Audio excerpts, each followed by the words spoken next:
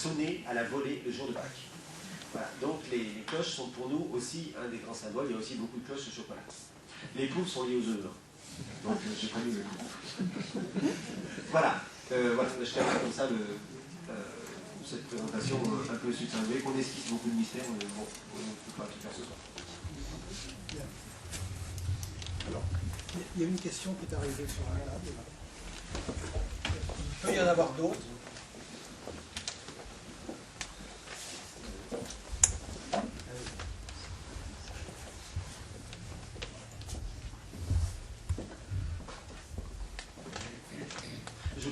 La naissance du Christ a eu lieu réellement en décembre, point d'interrogation.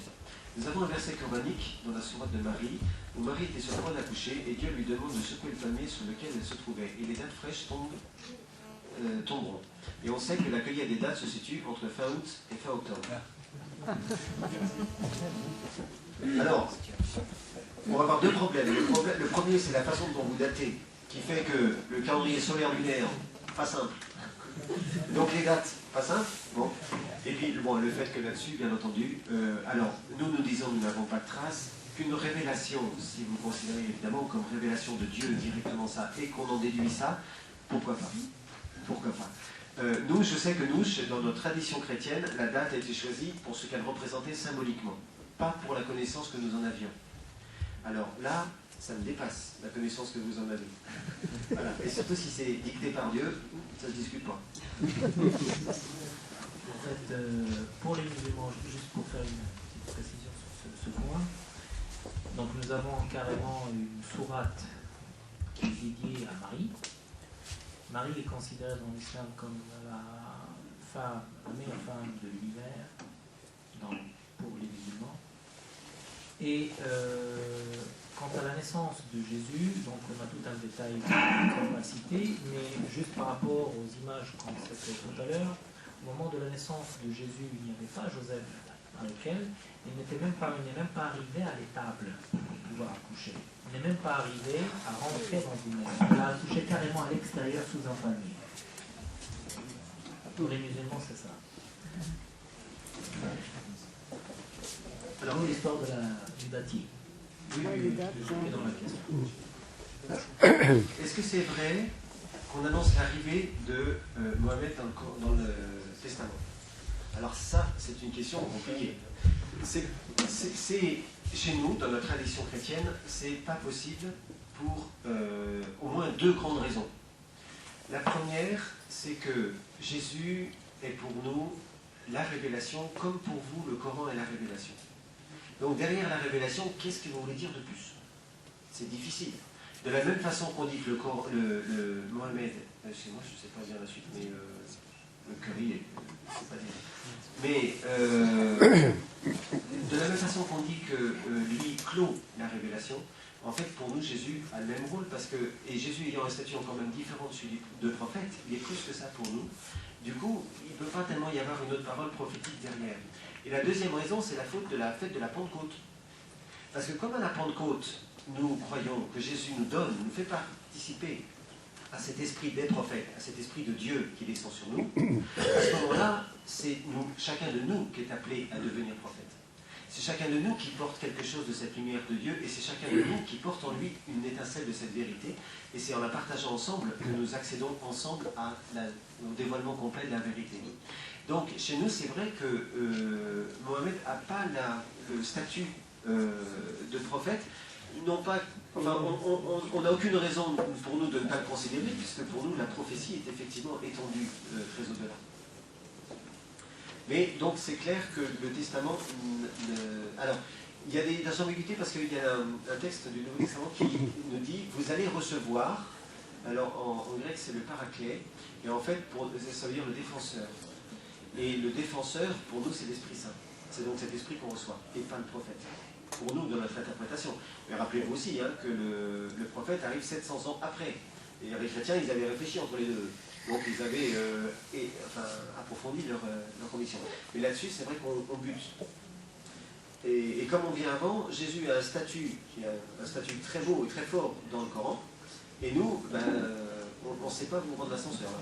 On ne sait pas bien faire. Pourquoi le calendrier solaire tandis que la fête de Pâques se base sur la Lune? Ça, c'est une bonne question. Oui. Alors, c'est le premier dimanche après la nouvelle lune de printemps, et en fait, après la nouvelle lune qui précède le 21 mars. En fait. Donc, c'est comme ça que c'est calé. En fait, le calcul de Pâques a toujours été lunaire chez les Juifs, qui pourtant employaient quand même une année solaire aussi. Mais le calcul de Pâques se décalait par rapport à la pleine lune. Donc en fait, on a gardé la tradition. On a gardé le même calcul. Parce que le printemps, c'est la renaissance de la vie. Ah oui. C'est la première lune du printemps. Le printemps étant la renaissance de la vie. Et donc il fallait bien calculer que le dimanche, c'est pour nous le jour de la résurrection. Oui, je redis en que ça soit entendu, mais là, ça peut être un abus de langage, parce que de fait, Pâques est à ce moment-là. Et pour nous, le fait que Pâques tombe à ce moment-là, comme Jésus ressuscite, c'est effectivement une renaissance. Et donc que ça soit au printemps, ça nous arrange énormément. Symboliquement parlant, que Dieu ait goupillé ça, ça ne nous étonnerait pas. Alors, donc on se dit, évidemment, forcément que ça tombe bien. Donc la symbolique pour nous est très forte. Mais de fait, Pâques était déjà au printemps. Parce que c'était 15 jours avant la mort. Une question?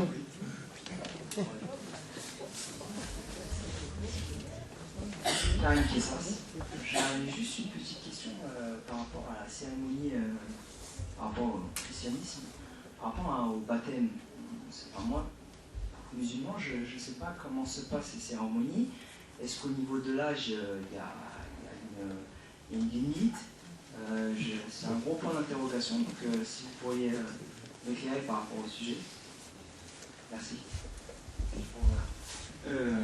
Non, le baptême est sur n'importe quel âge. Quand les familles sont chrétiennes, leur réflexe à eux, c'est de dire, comme le baptême, ça impose une entrée dans la famille chrétienne, c'est une reconnaissance de l'appartenance à la famille chrétienne. Les familles traditionnellement chrétiennes ont l'habitude de faire baptiser les enfants vite. Bon, alors, des fois, c'est quelques jours, des fois, c'est 1 an ou 3 ans, enfin, assez vite. Mais après, si quelqu'un alors soit appartient à une famille chrétienne et qu'on lui a dit, bon, on va te laisser le choix à toi, tu vas choisir. Ou bien alors, si quelqu'un découvre la foi beaucoup plus tard, de toute façon, il est bienvenu. Alors, s'il le souhaite, et s'il souhaite devenir chrétien, à ce moment-là, on le baptise. Mais donc, ça arrive, des fois, c'est arrivé à 70 ou 80 ans. Il n'y a pas de limite pour bien faire. Non, enfin, non, c'est pas une prosélytisme, c'est juste pour dire que si quelqu'un arrive, il est bienvenu, et puis voilà. Alors, et le baptême se passe à peu près comme ça. C'est-à-dire qu'en fait, c'est l'eau qui est le signe du baptême. Alors, on a plusieurs signes, mais enfin, c'est l'eau le signe principal, et c'est en versant l'eau. Avant, on était immergé dans l'eau, baptisé, c'est replonger, mais c'est un peu compliqué à organiser quand il fait froid dehors. Donc, dans les pays chauds, encore, c'était facile, mais là, difficile. Donc, aujourd'hui, on le fait en versant de l'eau sur le front. Vous voyez que ce jour-là, des fois, on en met moins, mais ce jour-là, il y en avait pas mal. Donc, un enfant de parents chrétiens n'est pas chrétien jusqu'au baptême. Il n'est pas du tout chrétien. Non, parce que c'est toujours un choix personnel. C'est toujours une adhésion personnelle. Donc l'enfant va être baptisé si ses parents disent on te fait rentrer dans la famille, mais plus tard, c'est toi qui devras entériner et dire je suis croyant. Un petit peu comme quelqu'un qui récite la profession de foi pour son adhésion. Nous aussi, on a une célébration qu'on appelle une profession de foi où un enfant va dire aussi son adhésion. Sauf qu'il faut quand même beaucoup de générosité parce que quand on est chrétien, on aime bien savoir que les enfants sont baptisés.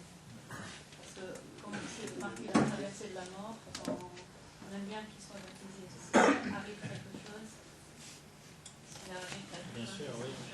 on aime bien.